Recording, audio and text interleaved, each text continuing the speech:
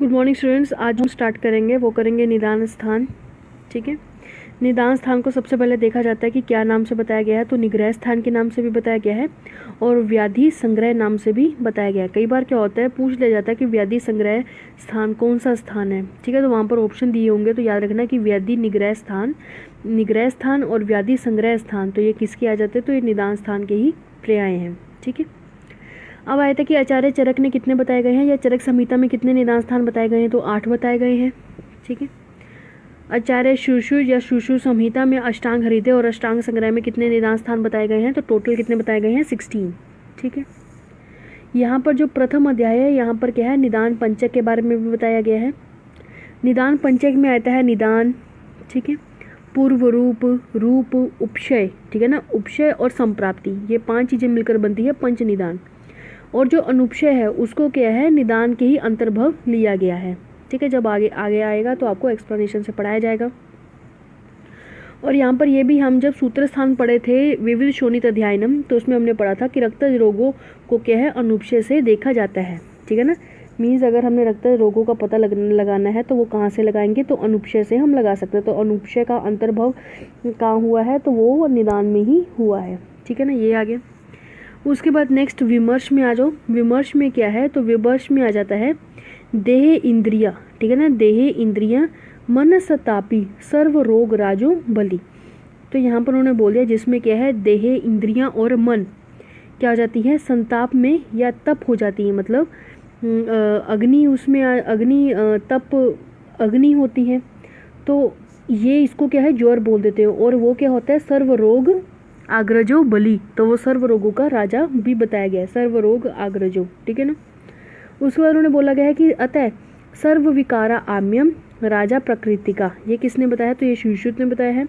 वहीं अष्टांग हृदय ने क्या बोला है कि रोगो रोगपति, ठीक है, ज्वरो रोगपति, तो ज्वर के लिए क्या कौन सा वर्ड आया है, तो रोगपति वर्ड आया है। तो वैसे जो ऊपर बताए गए, जैसे कि ये है, हमने क्या बोला है, सर्व, देखो सुश्रुत में क्या बोला था, सर्व विकार, ठीक है ना, आम्यम, तो सर्व विकार आम्यम आ जाए तो वो किसके लिए है, तो वो ज्वर के लिए है अकॉर्डिंग टू सुश्रुत।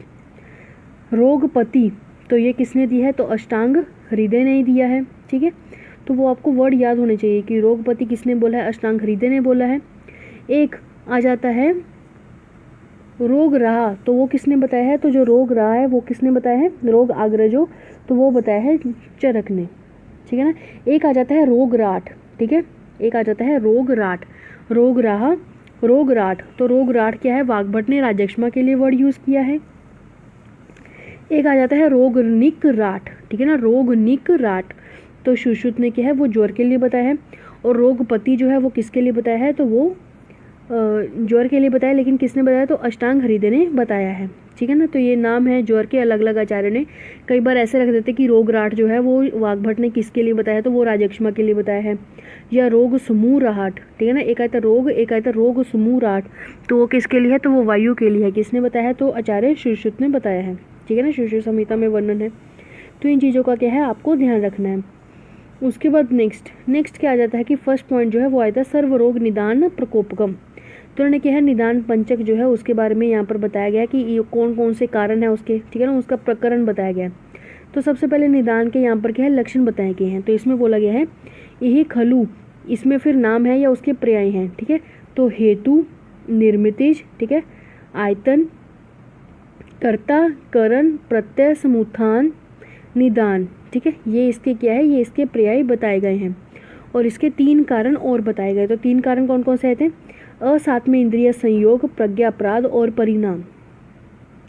ठीक है ना, ये क्या है, इसके 3 कारण बताए गए हैं। ठीक है, अब आपको एक चीज़ ध्यान रखनी है कि जो यहाँ पर जो वर्ड दिया गया वो दिया गया समुत्थान। ठीक है, तो समुत्थान वर्ड जो है वो किसके लिए आता है, तो निदान के लिए आता है। एक आ जाता है संस्थान, तो वो वर्ड किसके लिए आता है, तो वो आ जाता है लक्षण के लिए। ठीक है, इस चीज़ पे आपको ध्यान देना है। नेक्स्ट अगला, तो उपयुक्त जो होते हैं हेतु 4 प्रकार के बताए गए हैं। तो 4 प्रकार के मीन्स निदान कौन से, तो सन्निकृष्ट, विप्रकृष्ट, व्यभिचारी और प्रधानिक। ठीक है, ये बताए गए हैं। तो सन्निकृष्ट कौन से होते हैं, तो सन्निकृष्ट में आता है दोष प्रकोपक कारणों के सेवन से। ठीक है ना, अगर हम दोष प्रकोपक कोई भी चीज़ें करेंगे उससे एट ए टाइम ही क्या होंगी, सद व्याधियों की उत्पत्ति होंगी। ठीक है, और विप्रकृष्ट कौन सा होता है कि हेमंत ऋतु में जो संचित हुआ जो कफ है वो वसंत ऋतु में या ग्रीष्म ऋतु में संचित जो वायु है वो वर्षा ऋतु में, ठीक है, प्रकोपित होकर क्या है, रोगों को उत्पादन करती है, वो आ जाता है विप्रकृष्ट में। एक एग्जाम्पल है जैसे राजक्षमा में हम उसके 4 कारण पढ़ते हैं, साहस, बल, संधारण और विषमाशन, ठीक है। तो ये 4 जो कारण है तो वो किस निदान में आते हैं, तो वो क्या है, विप्रकृष्ट में आते हैं। कि ऐसा नहीं है कि एट अ टाइम आपने ये चीज़ों का सेवन किया तो उस वजह से, ये क्या है, धीरे धीरे अगर हम कोई चीज़ कर रहे हैं उस दोषों का क्या है, संचय हो रहा है, संचय होने से क्या है, वो व्याधि उत्पन्न होगी, ठीक है। नेक्स्ट अगला आता है व्यभिचारी। तो व्यभिचारी होती है दुर्बलता के कारण, ठीक है। उन्होंने बोल दिया कि कुपित हुआ जो भी कोई दोष है, ठीक है ना, तो वो सभी रोगों का कारण हमने बोल दिया कि होता है, ये आयुर्वेद का सिद्धांत है। लेकिन क्या है कि अगर अल्प मात्रा में आहार विहार से दोष उत्पन्न हुए, जो अल्प होंगे तो दुर्बलता भी अल्प होगी, तो वो क्या है, वो उत्पन्न कर ही नहीं पाएगा व्याधि, ठीक है ना। तो वो क्या है, रोग उत्पन्न करने में क्या है, असमर्थ होता है, ठीक है ना। इसको जस्ट एक कारण ही मानना चाहिए, क्योंकि वो क्या अल्प चीज़ें उत्पन्न कर रहा है तो वो रोग को बड़ा नहीं करेगा, ठीक है। एक आ जाता है प्रधानिक। तो प्रधानिक में आ जाता है विष। प्रधानिक में एक एग्जाम्पल क्या ले लिया, विष, अर्थात विष सेवन करने से क्या है, सभी की मृत्यु हो जाती है, उसको प्रधानिक माना गया है। फॉर एग्जाम्पल अगर वहाँ पर 10 लोग हैं तो 10 लोग अगर मर जाते हैं तो हम लोग ये भी बोल सकते हैं, या उनका पेट खराब हो गया तो हम बोल सकते हैं कि यहाँ फूड पॉइजनिंग है। मीन्स क्या है कि 10 के 10 में एक ही कारण होना, ठीक है, प्रधान रूप से वो चीज़ें आ जाती। तो ये क्या है, हेतु 4 प्रकार का है, कौन कौन सा, सन्निकृष्ट, विप्रकृष्ट, व्यभिचारी और प्रधानिक। दूसरा आ जाता है दोष हेतु, व्याधि हेतु और उभय हेतु, ठीक है, 3 प्रकार का है, ठीक है। ये अलग से 3 प्रकार का इन्होंने बताया गया, दोष हेतु, व्याधि हेतु और उभय हेतु। इन्होंने व्याधि हेतु का एग्जाम्पल यहाँ दिया गया है, जैसे मिट्टी खाना, ठीक है ना, मिट्टी खाने से क्या है, पांडु रोग हो जाते हैं। दोष हेतु में हम बोल सकते हैं जैसे मधु रस का सेवन अधिक करेंगे तो कफ उत्पन्न हो जाता है, ठीक है ना, ये चीज़ें सारी हैं। उसके बाद नेक्स्ट एक आ जाता है उत्पादक और व्यंजन, ठीक है, उत्पादक और व्यंजनक। तो उत्पादक कौन सा होता है, तो उसमें बोला गया कि हेमंत ऋतु में मधु रस का सेवन कफ का उत्पादक है, ठीक है ना। हेमंत ऋतु में क्या है, मधुर का, अगर हम हेमंत ऋतु में मधुर का सेवन करेंगे तो वो क्या है, कफ का उत्पादक करेगा। और व्यंजन में क्या है, संचित हुआ जो कफ है वो वसंत ऋतु में आकर क्या होगा, सूर्य का ताप होगा उस पर, ठीक है, एक्ट होगा, वो चीज़ आ गई। एक आता है बाहरी और अभ्यंतर। तो बाहरी अभ्यंतर मीन्स क्या होता है, तो बाहरी और अभ्यंतर में भेद बताया कि बाहरी जो होता है जैसे कि आहार, आचार, काल दोष का प्रकोप होना, और अभ्यंतर जैसे कि दोष दूसरे की विकृति से हेतु होना, ठीक है, वो चीज़ें हैं। उसके बाद नेक्स्ट उन्होंने क्या है, रोगों के द्विविध और त्रिविध माने गए हैं, ठीक है। तो द्विविध और त्रिविध कौन कौन से, तो द्विविध में आ जाते हैं राजस और तामस, ठीक है, और त्रिविध में क्या कहते हैं, वात पित्त कफ। तो उन्होंने आग्नेय, सौम्य और वायव्य, वही वात पित्त कफ के बारे में बताया गया है, ठीक है। उसके बाद नेक्स्ट आ जाओ, नेक्स्ट में आ जाता है हमारा व्याधि के लक्षण क्या है। तो व्याधि के जो लक्षण है मीन्स उसके जो पर्याय हैं वो कौन कौन से आ जाते हैं, तो तत्र व्याधि, आम्य, गद, आतंक, यक्ष्मा, जरो, विकार, रोग, इत, न, अर्थ, अंतरेन, ठीक है, ये चीज़ बताई गई है। अब ये किसके बताए गए हैं, तो ये बताए गए हैं हमारे व्याधि के। एक वाग्भट है, वाग्भट ने क्या है, व्याधि के एक्स्ट्रा पर्याय भी बताए गए हैं चरक से। तो वो 3 पर्याय बताए, तो उसको अगर आपको याद करना हो तो आप याद कर लेना, अपाद, ठीक है, क्या याद करना है, अपादु। अपादु से क्या, अ से आ जाएगा आवध, प से आ जाएगा पामा, पापमा, और द से क्या आ जाएगा दुख, ठीक है, ये चीज़ आ गई। अब जो चरक है, चरक ने क्या माना है, चरक ने माना है कि जो ज्वर है, ठीक है ना, ज्वर के उन्होंने क्या है, ज्वर के इन्होंने 5 पर्याय बताए हैं, लेकिन व्याधि के इन्होंने क्या है 8 पर्याय बताए हैं। ये चीज़ का आपको ध्यान रखना है, ठीक है, ये चीज़ होगी। एक यहाँ पर बताया गया है यक्ष्मा, ठीक है, ये इतना खत्म हो गया। अब नेक्स्ट अगला आ जाता है, नेक्स्ट अगला आता है यक्ष्मा। यक्ष्मा के पर्याय, यक्ष्मा के भी पर्याय क्या है, इनसे मिलते जुलते हैं। तो उसको अगर यक्ष्मा के पर्याय याद करने हो तो याद रखना कि काय डीजे को यक्ष्मा हुआ, जो डीजे गाने बजाते हैं, तो काय डीजे को क्या हुआ, या राज यक्ष्मा हुआ। तो क से आ जाएगा क्रोध, र से, य से यक्ष्मा, राजयक्ष्मा को यक्ष्मा भी बोलते हैं, र से रोग भी बोलते हैं, द से दुख, और ज से ज्वर, ठीक है ना, ये भी चीज़ें हैं, ठीक है।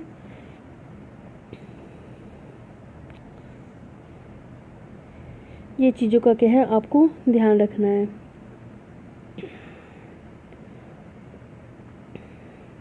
और आप में ये चीज़ याद रखनी कि यक्ष्मा में क्या है, बस काय डीजे, ठीक है, ऐसे करके करेंगे तो वो इजी रहेगा। इसको आप अभी भूल जाएं, ठीक है। ये क्या है, ये आपको थोड़ा सा डिफिकल्ट लगेगा। इसमें बस ये याद रखना कि चरक ने जितने बताए हैं उसमें से प्लस कर देंगे हम 3 को। अपादु, अपादु को याद किया तो वो वाघभट के बन गए, ठीक है। जो चरक है उन्होंने ज्वर के 5 और व्याधि के 8 बताए हैं, ठीक है। उसमें ये है कि जो ज्वर है, जो ज्वर के जितने 5 बताए गए हैं उसमें अगर क्या है हम 3 ऐड कर देंगे। चलो ये भी एक बार देख ही लो। इसमें है क्या, अगर ज्वर है तो ज्वर के 5 बताए हैं, अगर 5 में से क्या है हम 3 ऐड कर लेते हैं, गए, GAY गए, तो गए में आ जाता है गद, आम्य और यक्ष्मा। अगर वो 3 मिलाते तो वो क्या है, व्याधि के पर्याय बताए गए हैं, ठीक है ना। ज्वर के जो पीछे 5 बताए हुए हैं उसमें हम क्या है, ज्वर के जो हम आगे पढ़ेंगे कि जो 5 उसके पर्याय बताए गए हैं उसमें अगर क्या है गए ऐड कर लेंगे, GAY, तो क्या आ जाता है गद, आम्य और यक्ष्मा। अगर हम ये चीज़ें ऐड कर लेते हैं तो क्या बन जाते हैं, वो व्याधि के पर्याय बन जाते हैं, ठीक है। उसके बाद नेक्स्ट अगला आता है निदान पंचक। तो निदान पंचक में कौन से, तो निदान, पूर्व रूप, लिंग और उपशय संप्राप्ति, ये हम पहले बता चुके हैं। यहाँ पर निदान के बारे में एक बात लिखी हुई है, ठीक है। तो यहाँ पर ये सुश्रुत उत्तर तंत्र की है कि संक्षेपेत क्रिया योगो निदान परिवर्जने, ठीक है। जहाँ पर भी हम क्या ट्रीटमेंट के बारे में बात करते हैं तो सबसे पहले ट्रीटमेंट यही लिखा जाता है कि निदान का परिमार्जन करना चाहिए, मीन्स क्या है, त्याग कर देना चाहिए, ठीक है ना।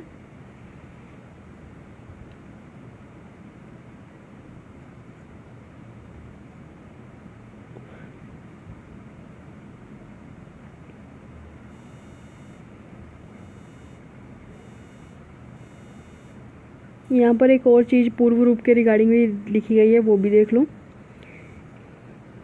ये हम चरक चिकित्सा अध्याय नंबर 4 में पढ़ेंगे ही पहले, ठीक है ना, जब चिकित्सा स्थान पढ़ेंगे। तो इसमें बोला गया कि हरिद्र वन रुधिर, ठीक है ना, क्या होता है, हरिद्र वन का जो रुधिर होता है, च मूत्र विना प्रमेय हस्य ही पूर्व रूप, तो क्या है, प्रमेय के पूर्व रूप में क्या है, हरिद्र वन का बताया गया है।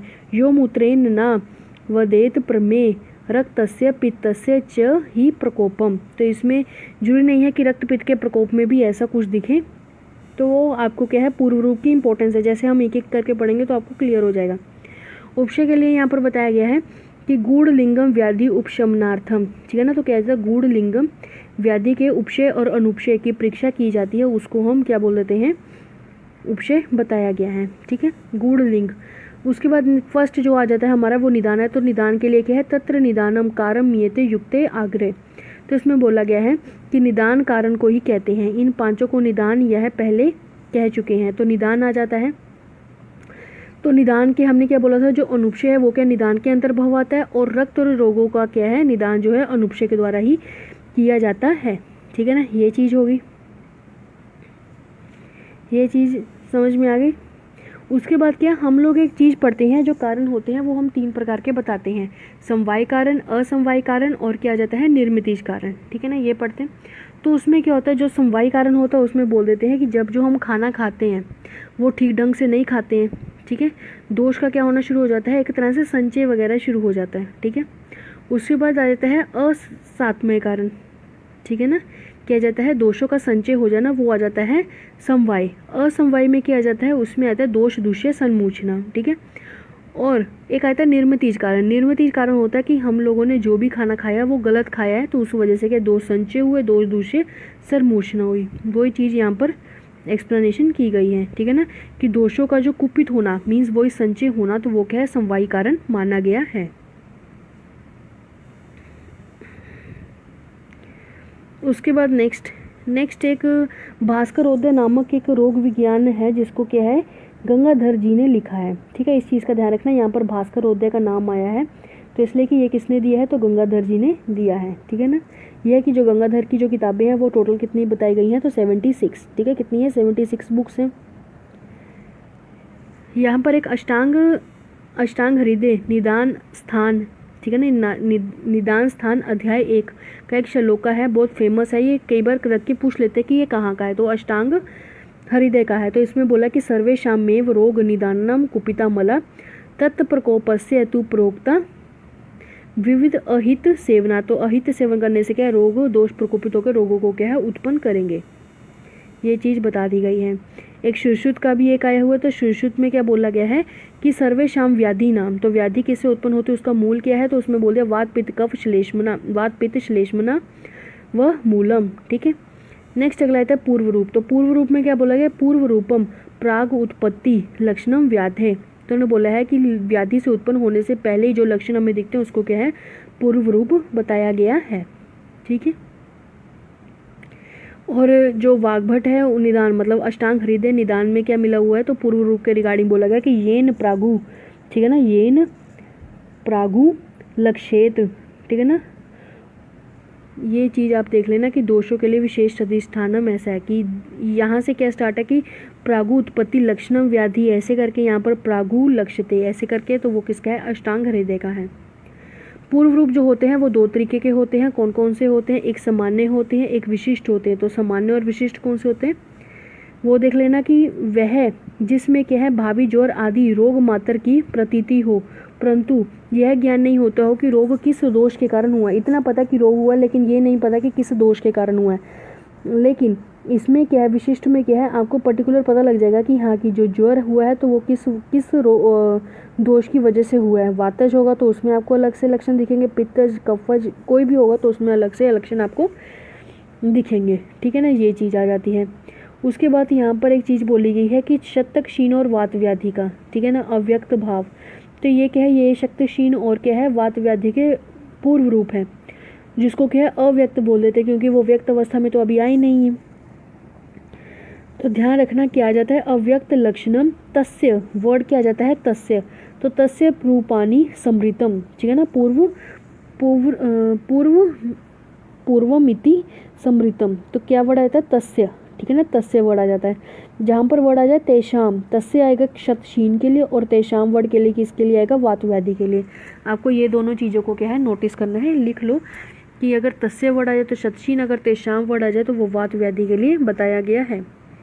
नेक्स्ट अगला आता है रूप के लक्षण। तो रूप के लक्षण के लिए उन्होंने क्या बोला है, प्रादुभूत लक्षणम पुनर्लिंगम, ठीक है ना, प्रादुभूत लक्षणम पुनर्लिंगम, तो उन्होंने बोला कि उत्पन्न हुए रोगों के लक्षण के लिए क्या है, उसको लिंग कहते हैं। ठीक है ना, रोगों के जो लक्षण उत्पन्न होते हैं उसको क्या है, लिंग बोल देते हैं।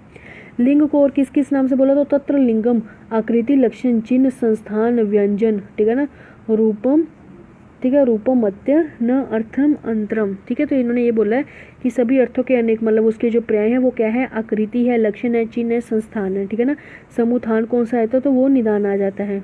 ठीक है, नेक्स्ट अगला आ जाता है उपशय। उपशय के लक्षण इन्होंने क्या बताए गए हैं, तो उपशय जो होता है इसका नीचे इन्होंने लक्षण बताया गया है।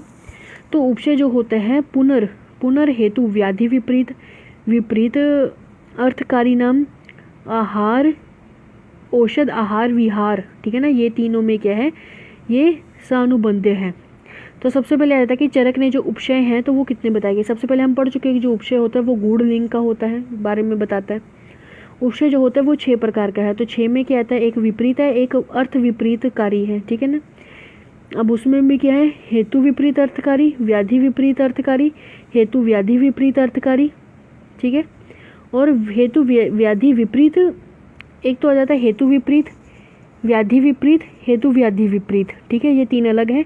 एक आता है हेतु व्याधि विपरीत अर्थकारी, व्याधि विपरीत अर्थकारी, और क्या है हेतु विपरीत अर्थकारी।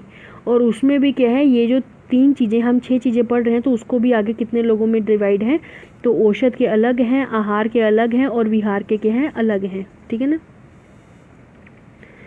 तो उसमें आपको सिर्फ इतना याद रखना है कि जो आचार्य चरक है उन्होंने कितने माने हैं, 6 माने हैं, और जो चक्रपाणी है उन्होंने कितने माने हैं, 18 कैसे हैं, 6 तो यही हो गए, ठीक है। मल्टीप्लाई किसके साथ किया, तो 3 कौन से हैं, तो यही वाले हैं, औषध आहार और विहार। ऐसे करेंगे टोटल कितना हो जाता है, 16, ठीक है ना। और एक क्या आता है उपशय। तो उपशय क्या होता है, तो सातम्य होता है, लाइक द व्याधि साध्य, ठीक है, सातम्य। और जो अनुपशय होता है वो क्या होता है, असातम्य, ठीक है। तो वो चीज़ ध्यान रखनी है कि जो उपशय है वो होता है सातम्य। सातम्य की जब हमने डेफिनेशन पढ़ेंगे चरक विमान 1 में, तो उसमें बोला गया है कि जो सातम्य होता है वो क्या होता है, वो उपशय की तरह होता है, ठीक है ना। उपशय ही दूसरा नाम सातम्य है, ठीक है। चक्रपाणी ने कितने हैं, टोटल 18 बताए गए हैं। इसको अगर आप अच्छे से याद करना है तो सबसे पहले आपको क्या है, ये टेबल आपको अच्छे से आना चाहिए, ठीक है। अभी हम क्या है टेबल को पढ़ते हैं। इस टेबल में क्या है, जो कि चक्रपाणी ने बताए गए थे 18 प्रकार के, ठीक है। तो उसको क्या है, फुल एक्सप्लेनेशन की गई है। इसको याद करना बहुत ज़रूरी है, बिकॉज पेपर के पॉइंट ऑफ व्यू से ये बहुत बहुत बहुत इंपॉर्टेंट है, ठीक है। इसमें क्या है, इसमें आपको एक टेबल बनाना है। टेबल बना के कैसे याद करना है, एक साइड में क्या है, उपयोग लिख देने हैं। मीन्स जो 6 हम पढ़ के आए हैं, हेतु विपरीत, व्याधि विपरीत, उभय विपरीत। हेतु विपरीत अर्थकारी, व्याधि विपरीत अर्थकारी, उभय विपरीत अर्थकारी, ठीक है, ये हो गए। और दूसरी तरफ क्या कर देना है, औषध, अन्न और विहार, ऐसे करके क्या है आपको एक कॉलम बना देना है। तो सबसे पहले बात करते हैं हम हेतु विपरीत के बारे में, ठीक है। तो हेतु विपरीत, अब देखो हेतु के विपरीत के बारे में बात की गई है। इसमें हमेशा क्या है, दोष मेंशन होगा, ठीक है ना। इसमें क्या है, सीधा व्याधि नहीं बताई जाएगी, जैसे अतिसार हो गया, वमन हो गया, या कोई भी ऐसा सीधी जो डिजीज़ है वो नहीं बताई जाएगी। ऐसे दोष बताए जाएंगे कि इसमें ये दोष प्रकोपित है तो हमने ये दिया, ये दोष प्रकोपित है तो हमने ये किया, ठीक है। जैसे कि फर्स्ट जो आ जाता है हेतु विपरीत, ठीक है। तो उसमें क्या है, शीत कफज, देखो यहाँ पर क्या मेंशन किया हुआ है, तो दोष मेंशन किया हुआ कि शीत कफज ज्वर में क्या है, शुंठी दी। शुंठी क्यों है, क्योंकि वो उष्ण औषध वाली है, ठीक है, ये आ गई औषध में। अन्न में क्या आ जाएगा, श्रम व्यायाम ज्वर में, ठीक है ना, श्रम वात जन्य, श्रम वात जन्य ज्वर में क्या है, मांस रस एवं भात दिया। अब विहार में देखोगे तो दीवा सोपन में क्या है, उत्पन्न हुए कफ को रात्रि जागरण। मीन्स इसमें देखो दोष मेंशन है कि कफ उत्पन्न हुआ या शीत कफ ज्वर है, एकदम टोटली इसमें दोष मेंशन किए गए हैं, ठीक है। तो इसको याद कर लेना, बिकॉज इसमें कैसे आएगा, तो इसमें कई बार ऐसे आ जाएगा कि दीवा सोपन से उत्पन्न कफ में रात्रि जागरण, ठीक है, ऐसे लाइन आ जाएगी। तो आपको पूछा जाएगा कि ये हेतु व्याधि विपरीत है, व्याधि विपरीत है, हेतु विपरीत है, और फिर उसका भी आहार है, विहार है, औषध है, क्या है, ठीक है ना। तो औषध से तो आप जान लेंगे कि सीधा औषध है। अगर अन्न की बात करेंगे तो इसमें पेया, विलेपी, अन्न, भात, ठीक है ना, इस तरह की चीज़ें आएंगी। और विहार में क्या, कुछ खाने पीने की चीज़ें नहीं आएंगी, कैसे उठना, कैसे बैठना, कैसे सोना है, ठीक है। तो वो सारी चीज़ें, मतलब कि खाने वाली चीज़ें क्या इसमें नहीं आएंगी। उसके बाद नेक्स्ट अगला आ जाता है हमारे पास। अब देखो कि फर्स्ट जो था हमने ये चीज़ें सारी पढ़ ली हैं। अब एग्जाम्पल क्या है, वैसे के वैसे ही पूछे जाते हैं, अलग से नहीं पूछे जाएंगे। तो उसको आपको याद रखना है, सुमारा, क्या जगह, सुमाश, ठीक है। सुमाश से भी याद कर सकते हो, सुमारा से भी। सुमारा इज इजी वर्ड, सुमारा कर लेना, सुमारा।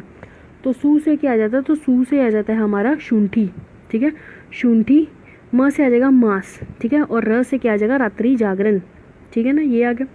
व्याधि विपरीत, अब व्याधि विपरीत में क्या आ जाएगा, अब देखो अतिसार है, यहाँ पर वातज पित्तज कफज की बात नहीं हो रही है, यहाँ पर क्या है, सीधा व्याधियों की बात हो रही है। तो उसमें क्या आ जाता है, अतिसार में स्तंभनार्थ, ठीक है, पाठा एवं कुटज, कुष्ठ में खदिर, प्रमेय में हरिद्रा, इस चीज़ का यूज़ है।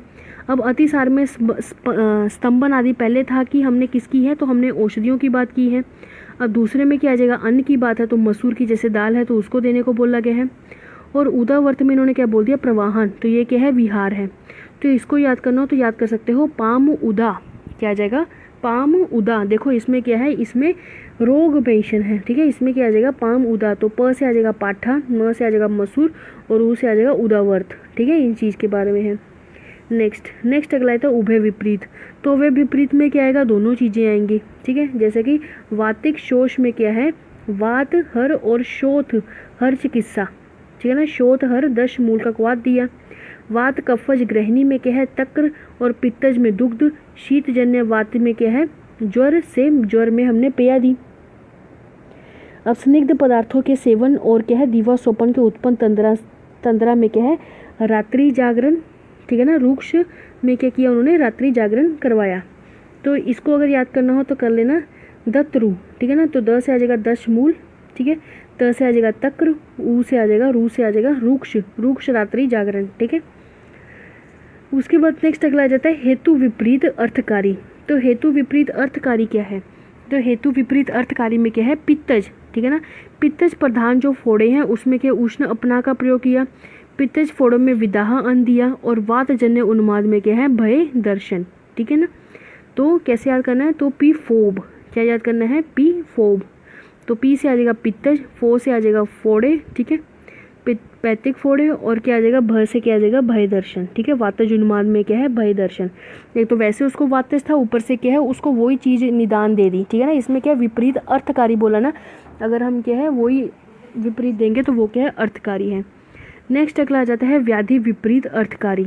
तो ये आता है छर्दी रोग में वमन करना, मदन फल का प्रयोग करना, अतिसार में विरेचन आदि शीर का प्रयोग करना, और छर्दी में क्या है, वमन कराने के लिए प्रवाहन। जो चीज़ नहीं देनी चाहिए वही चीज़ दे रहे हैं बार बार। ठीक है, तो इसमें आपको कैसे याद करना है, तो मछी। ठीक है ना, म क्षीच, तो म से आ जाएगा मदन फल, क्षीर से आ जाएगा क्षीर, और छ से आ जाएगा छर्दी। ठीक है, उभय विपरीत अर्थकारी में क्या है कि अग्नि में जल जाने से क्या है, अग्रु सदृश उष्ण पदार्थों का ही लेप लगाना। एक तो वैसे अग्निपीत प्रकोपित और ऊपर से अग्रु का ही लेप लगा रहे हैं। विषजन्य रोगों में विष को ही देना। ठीक है, जैसे जांगम विष में स्थावर और स्थावर विष में जांगम का प्रयोग कर बताते हैं, वो भी अच्छा माना गया है, वो भी ट्रीटमेंट है। और अन्न में बोल दे कि मदपान अगर मदाते तो उसको मद से उत्पादक मद का ही सेवन करवाना है। ठीक है, और दूसरा इन्होंने क्या बोल दिया, विहार में कि व्यायाम में क्या है, व्यायाम से उत्पन्न समूढ़वात में क्या है, जल में तैरने से व्यायाम। ठीक है, ये चीज़ें बता दी हैं, तो इसको याद कर लेना है, अम उरु। ठीक है ना, अम उरु, तो अ से आ जाएगा अग्नि, म से आ जाएगा हमारा मदपान, और क्या है, उरु। तो उरु में क्या है कि समूढ़वात में जो है ना, उरु स्तंभ जिसको बोल देते हैं, उसमें जल में तैरने को बताया गया है। ठीक है, इस तरह के आपको चार्ट इसको देख लेना, इसमें 100% क्वेश्चन आते ही है। इसमें आपको सुमारा, पामुदा, ठीक है ना, दत्रु, पिफोब, मशीक, ठीक है ना, चीच और अमरूब। ठीक है, वो याद कर लेंगे तो उससे आपको हो जाएगा इजीली याद। नेक्स्ट अगला था संप्राप्ति। तो संप्राप्ति का लक्षण क्या बताया गया है, तो संप्राप्ति संप्राप्ति को क्या बोल देते हैं, जाति अगति। ये इसकी क्या है, प्रायवाची है। ठीक है ना, प्रायवाची है, तो संप्राप्ति बोलो, जाति बोलो, आगति बोलो, तो सबके क्या है, सेम ही बताए गए हैं। और उसके बाद नेक्स्ट चक्रपाणी ने भी क्या है, एक संप्राप्ति, यहाँ पर देखोगे तो चक्रपाणी ने भी क्या है, संप्राप्ति के बारे में बताया गया कि व्याधि जनक, ठीक है ना, व्याधि जनक व्यापार विशेष युक्तम व्याधि जनन मेव। ठीक है ना, ऐसे जो क्या है विशेष रूप से, जिसको हम पैथोलॉजी के साथ हम कोरिलेट करते हैं। ठीक है ना, पैथोफिजियोलॉजी की किस तरह क्या है व्याधि आक्रांत हुई है, कैसे वो व्याधि उत्पन्न हुई है, कहाँ कहाँ जाके उसने दोष क्रिएट किया है, तो वो सारा क्या है हम संप्राप्ति में पढ़ते हैं। तो सबसे पहले आता है संप्राप्ति कितने प्रकार की है, तो जो संप्राप्ति है वो कितने प्रकार की, 6 प्रकार की होती है। जो आचार्य चरक है उन्होंने संप्राप्ति को 6 प्रकार से माना है। बाकी वाग्भट और जो माधव है इन्होंने कितने माने हैं, तो 5 मानी है। ठीक है, तो 6 में पहले देख लेते कौन कौन सी है, संख्या, प्राधान्य, विधि, विकल्प, बल और काल, ये 6 बताए गए हैं। और उसमें क्या है, विधि को नहीं माना गया है। अब आया था सबसे पहले सांख्य के बारे में बात करेंगे कि सांख्य संप्राप्ति क्या है। तो सांख्य जो होती है उसमें बताया गया है कि अष्टोजोरा, पंचगुलम, सप्तकुष्ठ, तो ये सारी क्या है संख्या, एक तरह से संख्या बतानी किसी व्याधि की, उसको बोल देते हैं संख्या संप्राप्ति। उसके बाद नेक्स्ट अगला आता है प्राधान्य संप्राप्ति। तो प्राधान्य संप्राप्ति में क्या है, तरतम की कंडीशन होती, कौन सा बेस्ट है, कौन सा गुड है, बेटर बेस्ट वही वाला। दोषों के क्या है, तरतम से बदतर, वृत्तम, ठीक है ना, वृत्तर है या वृत्तम है, उस चीज़ के बारे में बताना। वो किस चीज़ में हो सकता है, या तो जहाँ पर 2 दोष होंगे, यहाँ पर 3 दोष होंगे, एक दोष होगा तो एक ही रहेगा, लेकिन अगर 2 दोष होंगे तो इसमें रहता है ना कि ये प्रधान है ये अप्रधान है, तो वही चीज़ इसमें बताई गई है। उसके बाद नेक्स्ट आ जाओ, नेक्स्ट अगला आ जाता है विधि संप्राप्ति। तो विधि संप्राप्ति क्या होती है, तो इसमें आ जाता है कि ये 2, जैसे इसमें क्या है विधि बताई गई है कि व्याधियाँ जो है कितने प्रकार की हैं, मतलब 2 प्रकार की हैं, 3 प्रकार की हैं, 4 प्रकार की हैं, मतलब किस विधि पे हो है। तो कई बार ऐसा भी क्वेश्चन आता है कि रोगों के भेद से विधि कितनी होती है, मतलब रोगों के भेद विधि के अनुसार कितने होते हैं, तो वो आ जाते हैं कि द्विविध निज और अगंतुज में जैसे हो गया, एग्जाम्पल है ये। ठीक है ना, त्रिविध में आ जाते हैं वात पित्त कफ आ जाते हैं। चतुर्विध में क्या है, साध्य असाध्य मृदु दारुण, ठीक है, या फिर याप्य असाध्य, ठीक है, ऐसे करके हम इसको ले सकते हैं। ठीक, उसके बाद नेक्स्ट अगला आता है विकल्प। विकल्प क्या होता है, तो उनमें बोला गया है विकल्प का मतलब होता है कि अंश कल्पना के बल पर हमने देखना। ठीक है ना, पुनर्दोषा अंश बल विकारो विकारशो, ठीक है ना, तो उसको क्या है हम विकल्प बोल दिया जाता है। ठीक है, नेक्स्ट अगला आता है बल और अबल की संप्राप्ति। ठीक है ना, बल और काल की संप्राप्ति। तो उन्होंने बोला गया कि पुनः बल और काल जो होते हैं व्याधि ऋतु, अहोरात्र और उसके लिए बताए गए हैं। नियम के अनुसार बल और काल की संप्राप्ति है। इसका जो विमर्श है वो इम्पोर्टेंट है। उसमें क्या बोला गया है, जब हेतु पूर्व रूप लक्षण सभी पूर्व रूप में हो, ठीक है ना, जब क्या हो, सभी पूर्व रूप में हो, तब उसे बल की संप्राप्ति अर्थात रोगों को बलवान कहते हैं। जैसे दिन में क्या है, प्रातः काल में, रात्रि के प्रथम प्रहर में। मीन्स होता क्या है कि होता है हमारे बॉडी में भी क्या होता है कि 3 वात पित्त कफ दोष होते हैं, वो भी क्या है टाइम के अकॉर्डिंग ही क्या है वो अपने बल में अपनी गति में आ पाते हैं। जैसे उन्होंने बोल दिया कि दिन के क्या है प्रथम और रात्रि के प्रथम भाग में भोजन करते समय बसंत ऋतु में, ठीक है ना, उसमें क्या है कफ जो है वो बढ़ता है। इस काल में कफज जो रोग हैं वो उसमें ज़्यादा बढ़ते हैं, ठीक है। उसी प्रकार से वात और पित्त का भी है कि दिन के अंत में हो गया, खाना खाने के अंत में हो गया, ठीक है, हर चीज़ के अंत में क्या है वात बढ़ता है। अगर मिडल में मध्य की बात करें तो उसमें क्या है पित्त बढ़ता है, ठीक है। ये चीज़ें बता दी गई हैं। उसके बाद नेक्स्ट अगला आता है 8 रोगों की कृमित कब्त। तो इसमें आ जाता है कि सब प्रथम क्या है लोभ अभिद्रोह कोप, ठीक है। इसके प्रमुख से क्या है 8 रोगों के क्या है निदान पूर्वक क्रम बताए गए हैं। कौन कौन से, लोभ अभिद्रोह और कोप, दैट इज अ लैक। संक्षेप में चिकित्सा सूत्र में ही इसके बारे में बताया जाएगा, ठीक है। सिंपल इतना याद करना है कि सब प्रथम क्या जाता है कि लोभ अभिद्रोह और कोप से उत्पन्न मुख्य 8 रोगों के निदान पूर्वक क्रम के बताए गए हैं। अभी हम नेक्स्ट पॉइंट की तरफ आगे बढ़ते हैं।